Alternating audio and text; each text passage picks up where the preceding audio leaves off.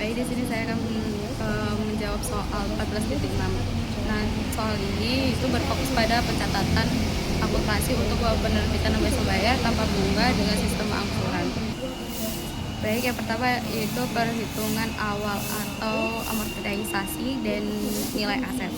Langkah yang A yaitu menghitung present value terlebih dahulu. Nah, angsuran dilakukan sebanyak 4 kali masing-masing 40.000 setiap tanggal 31 Desember mulai tahun 2022 sampai 2025. Karena jumlahnya sama setiap tahun, maka kita menggunakan rumus PV Unity Ordinary dengan I sama dengan 8% dan N sama dengan 4%. Rumusnya yaitu PV angsuran sama dengan R dikali 1 kurangi 1 ditambah 1 I tutup kurung lalu dikurangin N per I. Jadi semua totalnya sebesar 132.485. Lalu langkah yang kedua yaitu menghitung total harga perolehan mesin. Harga perolehan mesin adalah total dari uang muka ditambah nilai sekarang dari angsuran wesel, yaitu 50 ditambah sama 50.000 ditambah sama 132.485.000 sama dengan 182.485. Lalu yang langkah yang ketiga yaitu menghitung diskon wesel bayar. Total nilai nominal wesel utang adalah 40.000 dikali 4 sama dengan 150.000. Nah, untuk diskon weselnya sendiri yaitu dengan cara nilai nominal wesel dikurangi sama PV angsuran. Maka cara menghitungnya yaitu 160.000 dikurangi 132.485.000 sama dengan 27.515. Selanjutnya, setelah udah ditentukan present value-nya, maka kita membuat jurnal yang diperlukan. Berikut adalah ayat jurnal yang dicatat setiap tanggal 31 Desember sesuai dengan soalnya, yaitu yang pertama 31 Desember 2021 yaitu tanggal pembelian, yaitu mencatat pembelian mesin, pembayaran uang muka, dan penerbitan wesel bayar beserta diskonnya. Jadi akunnya itu ada mesin yang berada di debit sebesar 182.485.000, lalu diskon on goods not payable berada di debit yaitu sebesar 27.515. Lalu ada cash berada di kredit yaitu sebesar 50.000, sedangkan untuk not payable berada di kredit juga berada sebesar 160.000. Lalu di tanggal 31 Desember 2022 yaitu mencatat pembayaran angsuran pertama dan amortisasi diskon wesel, yaitu mengakui beban bunga tahun pertama.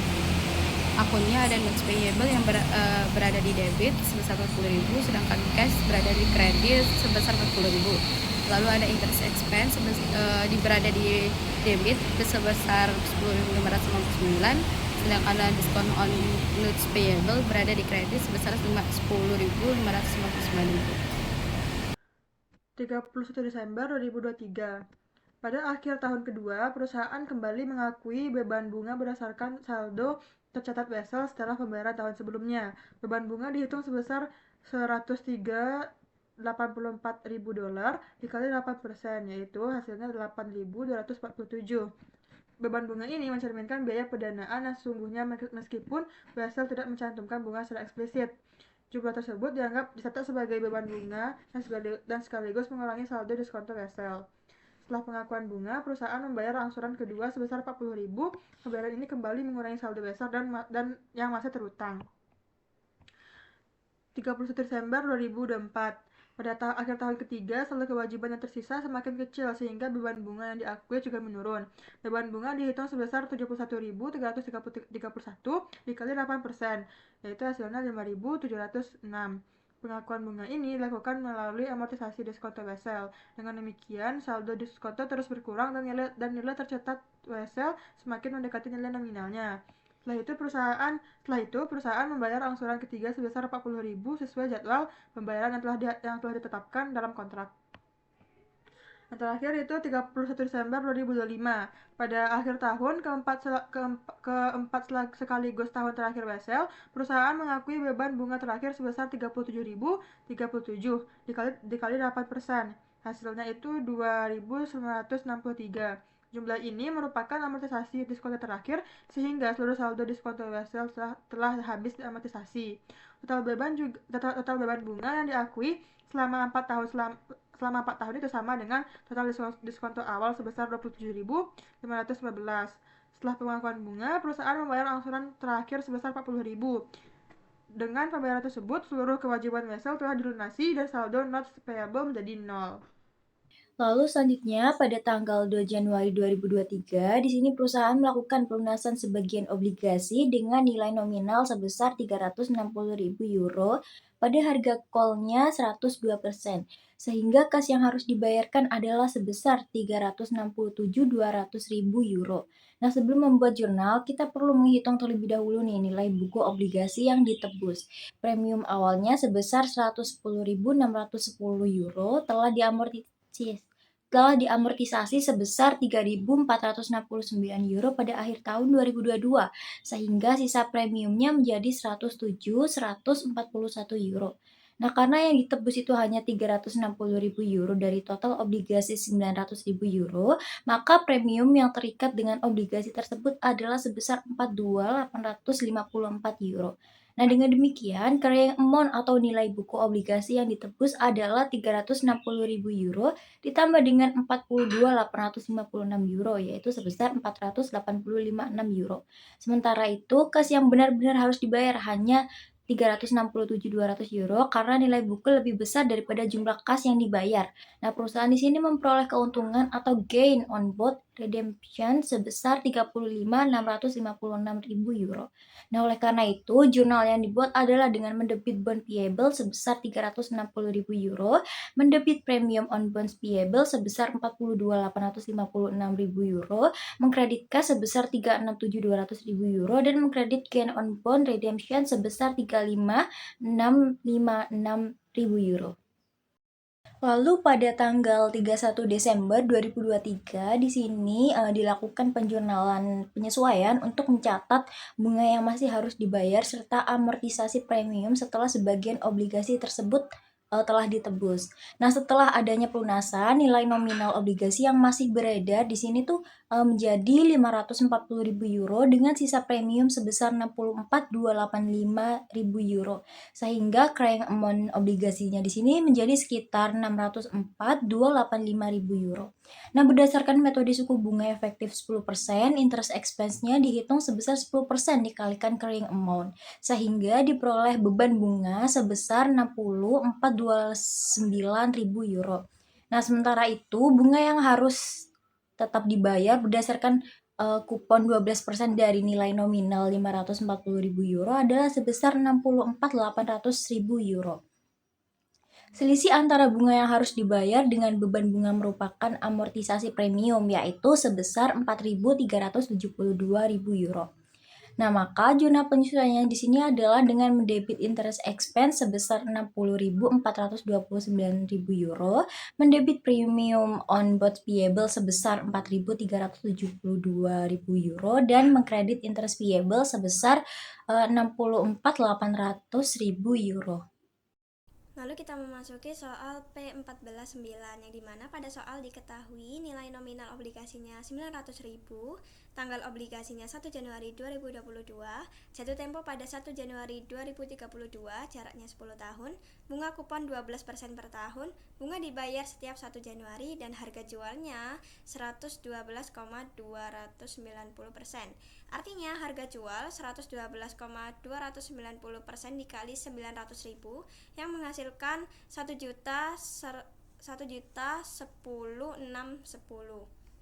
Lalu premiumnya, sehingga hasil dari yang 1.10.610 dikurangi 900.000 menghasilkan 110.610, yang dimana effective rate-nya sebesar 10%.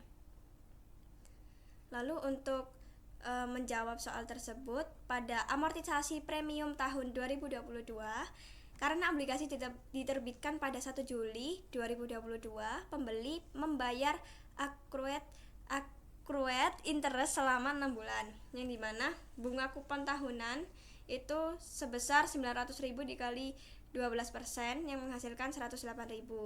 Lalu ada accrued interest Januari sampai Juni 108.000 dikali 6/12 yang menghasilkan 54.000.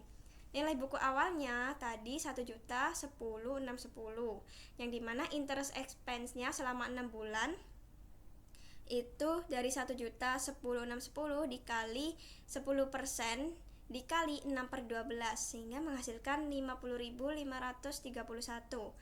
Amortisasi premium tahun 2022 dihasilkan 54.000 dikurangi 50.531 menghasilkan 3.469.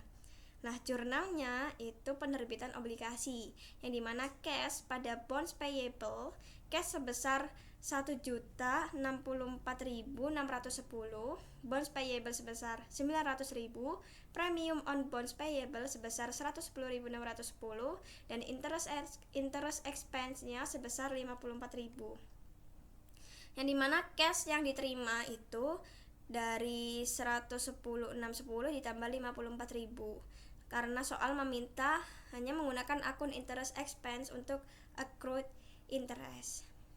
Lalu pada tanggal 31 Desember 2022 mencatat bunga yang masih harus dibayar dan diamortisasi. Interest expense-nya 50.531, interest payable-nya 54.000, premium amortisasinya 3.469. Sehingga jurnalnya interest expense 50.531, premium on bonds payable-nya 3.469, dan pada interest payable-nya 54.000. Lalu untuk 1 Januari 2023, pembayaran bunga tahunan, bunga setahunnya 900.000 dikali 12% sama dengan 108.000. Pada 31 Desember sudah diakui 54.000. Sisa yang harus dicatat adalah 108.000 dikurangi 54.000 sehingga menghasilkan 54.000. Nah, entry pembayarannya interest payable 54.000, interest expense 54.000 pada cash sebesar 108.000. Di sini saya akan menjelaskan tentang exercise week 15 bagian latihan soal yang saya buat sendiri beserta dengan jawabannya. Di sini saya akan membacakan soalnya terlebih dahulu, yaitu pada tanggal 1 Januari 2026, PT Nusantara membeli sebuah hak paten teknologi dari perusahaan lain dengan harga 60 juta secara tunai. Di sini ada poin A, yaitu umur hukum atau masa berlaku paten tersebut adalah 20 tahun. Lalu poin B, namun manajemen PT Nusantara memperkirakan bahwa teknologi tersebut hanya akan memberikan manfaat ekonomis bagi perusahaan selama 5 tahun karena perkembangan teknologi itu sangat cepat. Lalu poin C, perusahaan itu menggunakan metode garis lurus untuk mengamortisasi aset tidak berwujud dengan memperkirakan nilai residu atau nilai sisa patennya adalah Rp0. Lalu perintahnya kita disuruh menghitung beban amortisasi tahunan untuk paten tersebut. Lalu yang kedua, jurnal pada saat perolehan atau pembelian paten pada tanggal 1 Januari 2026. Lalu yang ketiga, membuat jurnal penyesuaian untuk mencatat amortisasi paten pada akhir tahun pertama, yaitu tanggal 31 Desember tahun 2026. Berikutnya kita akan beralih ke jawaban dari perintah-perintah itu tadi. Yang pertama, kita akan membuat jurnal beban amortisasi. Di sini sesuai prinsip akuntansi, aset tidak berwujud yang diamortisasi berdasarkan umur manfaat ekonomisnya atau umur hukumnya itu dipilih mana yang lebih pendek. Jadi di sini kan disebutkan bahwa umur hukumnya itu selama 20 tahun dan umur manfaat ekonomisnya 5 tahun. Maka yang digunakan adalah umur ekonomisnya karena itu lebih pendek. Setelah kita menentukan umur manfaat, kita akan mencari beban amortisasi per tahun. Rumusnya yaitu harga perolehan dikurangi nilai residu dibagi dengan masa manfaat, di mana harga perolehan itu 60 juta dikurangi dengan nilai residu yang Rp0, lalu dibagi dengan masa manfaatnya 5 tahun. Berarti beban amortisasi per tahunnya itu sejumlah 12 juta per tahun. Lalu yang kedua, ada jurnal perolehan aset tak berwujud pada tanggal 1 Januari 2026, yaitu mencatat pembelian hak paten secara tunai. Akunnya yaitu paten pada kas senilai 60 juta. Lalu yang ketiga, ada jurnal penyesuaian amortisasi pada tanggal 31 Desember 2026, yaitu mencatat beban amortisasi paten pada tahun pertama.